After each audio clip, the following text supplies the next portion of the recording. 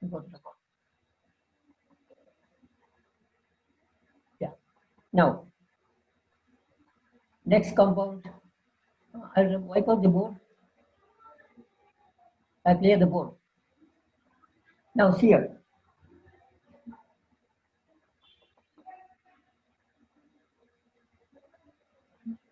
A carbanion like this. This we have. This is cyclopropyl. No, cyclopentyl.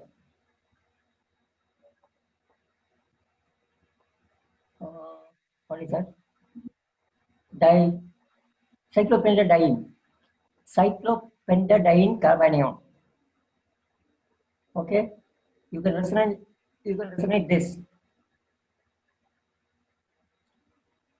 Next. Next.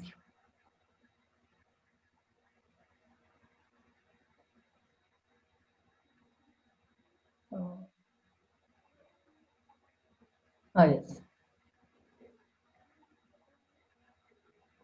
Now, if you write the resonance structures, of this, you can see that the lone pair of electron can be put on each of the carbon. That is, you can write 5 resonance structures for this. Please try it by yourself. Write 5 resonance structures of this compound.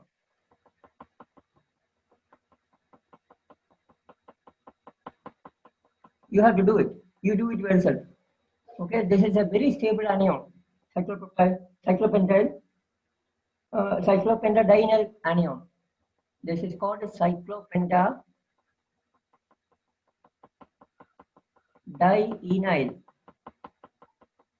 anion.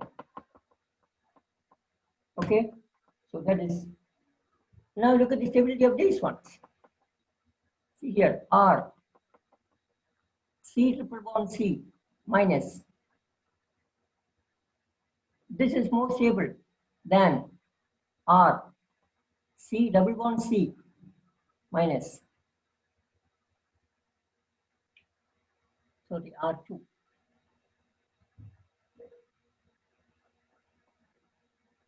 R2 means I have to put 2. Wait. I don't want you to get confused about this. One sec. Yeah, I put 2 separate bonds. See here, R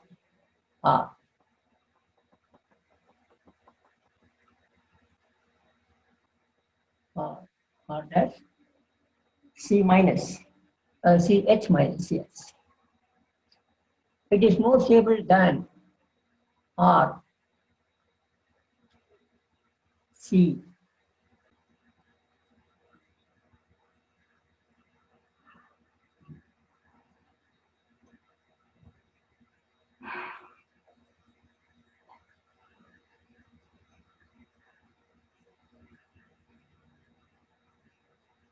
Okay. I think I lost connection. I hope you are in line, right? All of you?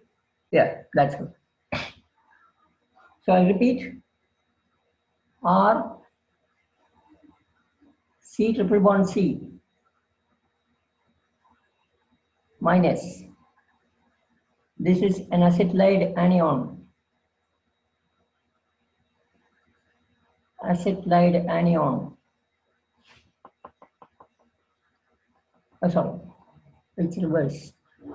It is more stable than, and remember this is sp hybridized.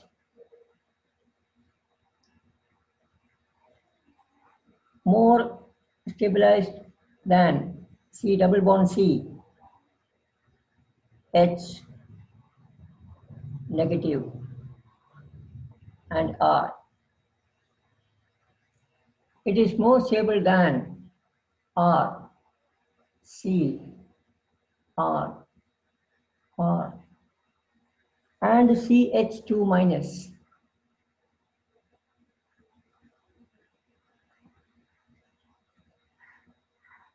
Okay, here it is sp2 and this is sp3. Meaning an sp anion is more stable than sp2, more stable than sp3. Reason, percentage S character.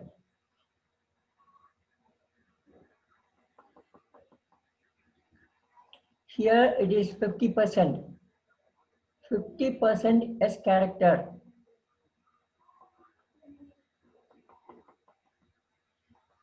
33% S character. 25% S character. Meaning sp means one s orbital, one p orbital. So s percentage of s means out of two orbitals, see, out of two, one is s orbital. So 1 by 2 into 100 equal to 50%. In the case of sp3, sp2, there are three orbitals total, 2 plus 1. So there are one s orbital, two p orbital. So there are total three orbitals. Out of that, one is s into 100 equals 33%. This is how you find out percentage S character. More percentage S character, it is more electronegative. More percentage S character, more electronegative, electron attracting. So it will attract this electron very close to it and will be more stable. Okay, so that is the reason for the stability of these ones. Next we have free radicals. Free radicals. Okay, free radicals. Examples, Cl dot. You know how to prepare this. CH3 dot. Then CH3 thrice dot.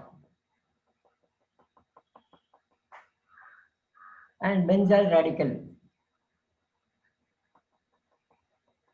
CH2 dot. Okay. Now how do you form this? Cl2 on treatment with H nu, you get 2Cl dot. Another one, hydrogen peroxide, HOOH, treat with light, H nu, it will form peroxide radical. Similarly, alkyl peroxides, ROOR,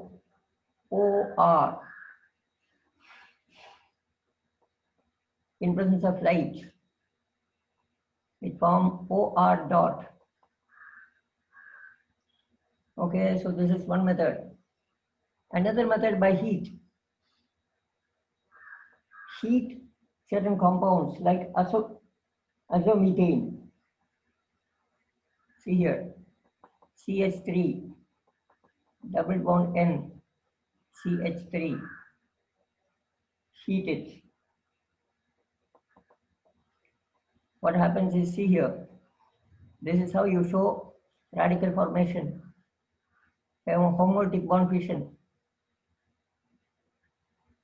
You get CH3 dot plus nitrogen gas. See that? This electron is coming here, this electron is coming here, nitrogen gas, a stable compound is going out. Okay. Similarly, C6H5, C double bond O, again peroxide, see that, this is a peroxide, C double bond O, C6H5. Peroxide bonds are very unstable and they will break very easily. Heat. here and here. One headed error, only one head should be there. So you get two like this, see here, O dot. Now this will further decompose, see here, 1, 2, and 3. What will happen? It will form a phenyl radical dot plus CO2. Follow the arrow. See, this electron is coming here, this electron is coming here. So it forms a bond here, and this electron comes to the phenyl ring, and that forms a radical. Right? So these are some of the methods by which you can generate radicals. Now, hybridization of radical. Hybridization and geometry. That is something interesting. Look here. This is carbocation. Oh, sorry. One sec. This should be single line. This is carbocation R1, R2. And this is carbanion.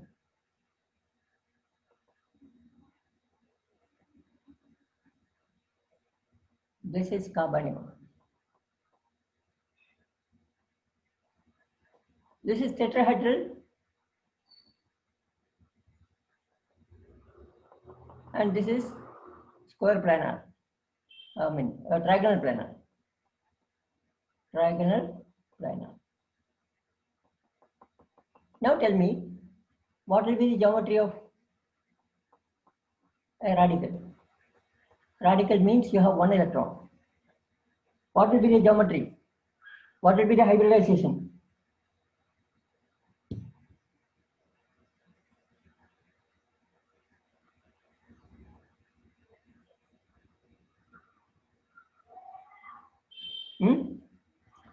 We should say it is something in between these two. Got it? It is something in between these two. Slightly bent down. It is neither planar nor tetrahedral. Okay? So generally we say it is sp2 hybridized. But it is not actually really sp2. There is slight bond angle difference. Okay? So for your purpose, you can write it sp2 hybridized, but it is actually in between sp2 hybridized form and sp3 hybridized form, in between these two. So that is the actual geometry of the molecule. Okay. Now stability.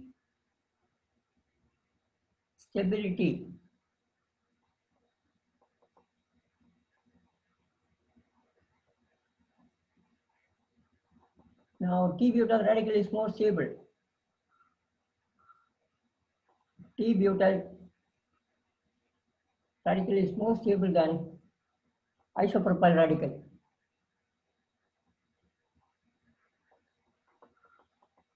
More stable than ethyl radical. More stable than methyl radical. You can write resonance structures. Example, reason the radical can delocalization of radical.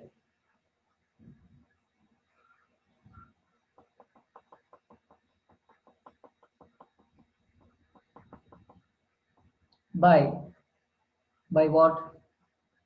By hyperconjugation. You can draw the structures. Please write hyperconjugated forms. Okay. Write hyperconjugated forms.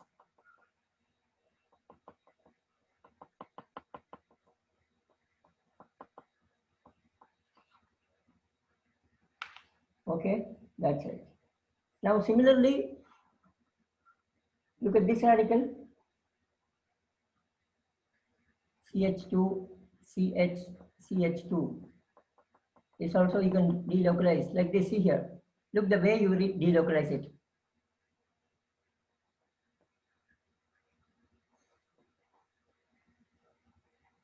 CH2, one electron, CH, double bond CH2 here. See that. Similarly, benzyl, CH2 dot. See this. One here, and one here. If you know how to write resonance structures, all these are very easy. So please practice writing resonance structure. So you can write all the resonance structures here. Some 5 forms can be formed. 5 resonance forms. That is why this is very stable. What is this? Benzyl radical. Benzyl radical is stable. Okay. So you have to write some 5 resonance structures. Now if you increase the number of phenyl rings here, so benzyl radical is nothing but PHCH2 dot. More stable is PH2, 2 phenyl CH dot, and still more stable PH3 C dot. Triphenyl methyl radical is more stable. It can be easily formed. Okay, so this is what we have covered in the first chapter. This is what we have covered in the first chapter. Now, yesterday I had sent some problems to you. I don't know whether anybody has done it. I saw that to be quite interesting ones. I didn't see that. I got it from somewhere. Let me see what they are. Just see whether we can do all this. Okay. Yeah, another 10 minutes. We'll just start. Okay, good. So look at the problems. Number 1, put the labeled carbon bonds in order of increasing dissociation energy, starting with the lowest for the following molecule. Okay. Let us see. Even I didn't see the questions. Let's see. We'll try to do it. Try to understand this. I will explain all these questions, don't worry, so that you get some idea in general. Now see, yes, H. Good questions. H. Now this is the one, A, bond A. This is bond B.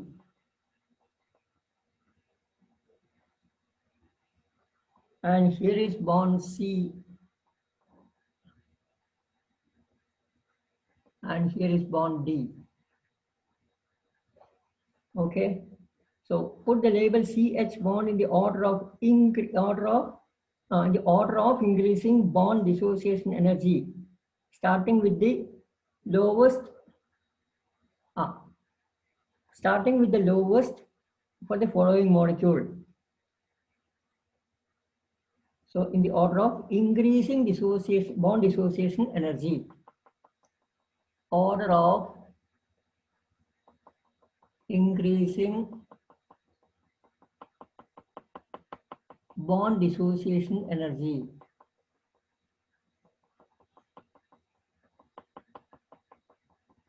The amount of energy required to break this bond. That means you have to find out which is a most difficult bond to break. Which is the most difficult bond to break? A, B, C or D? Now let us see. Suppose you break this. What will you get? you will get a radical here, right? Let us break this in a homoetic fashion.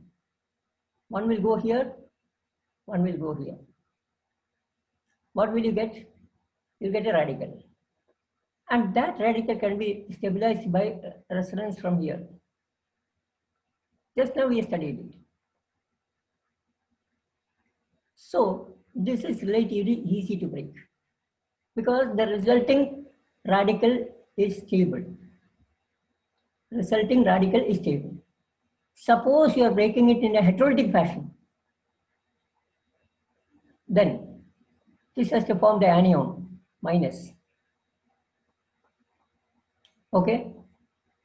And that also can be stabilized here. So this is quite easy to break.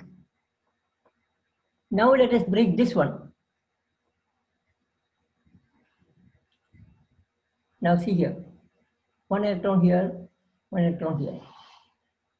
Again, you form a tertiary radical.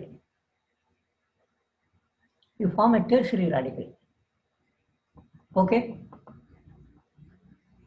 And here you form a secondary radical. And here you form a primary radical. Okay?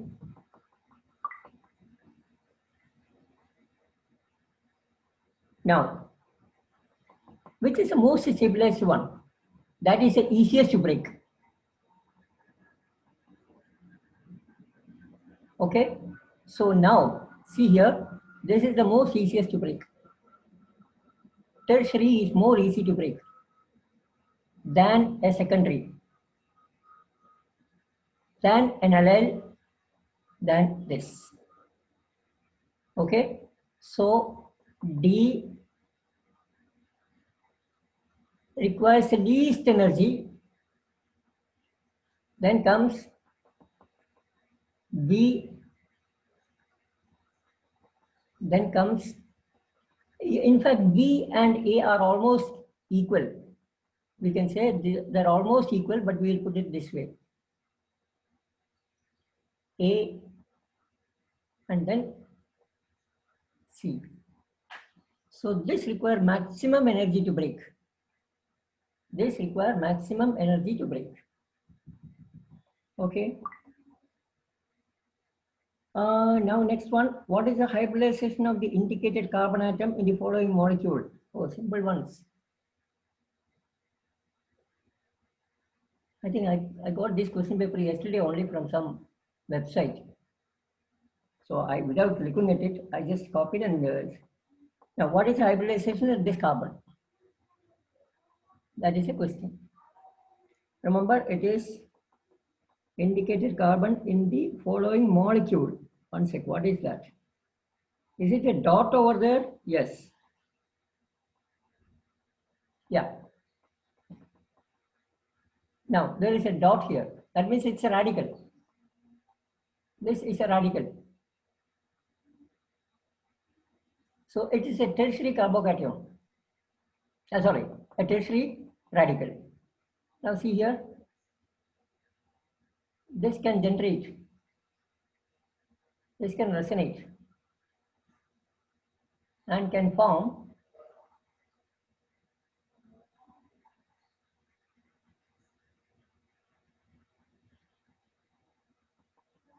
okay. Now look here. This is sp2 hybridized. If it's a double bond, sp2 hybridized. Right? And just now we have mentioned, we have mentioned if you have a radical, with one electron, it is nearly sp2 hybridized. It is neither sp2 nor sp3, in between, right? But once it can form a double bond also, it is more towards sp2. So you can definitely say this is sp2 hybridized because it can exist in two forms, in two resonance structures. It is more sp2 than sp3. So the answer is sp2 hybridized. Now, which of these structures below is a resonance structure of the for the following? Okay, good. Resonance structure of this compound. Oh, it is the same one.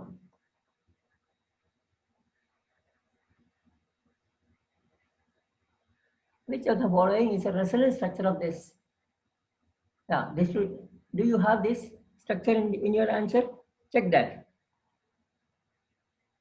Yes, answer B. Answer B. Just now we have done it already. Next one. Put the following radicals in the order of increasing stability, starting with the least stable.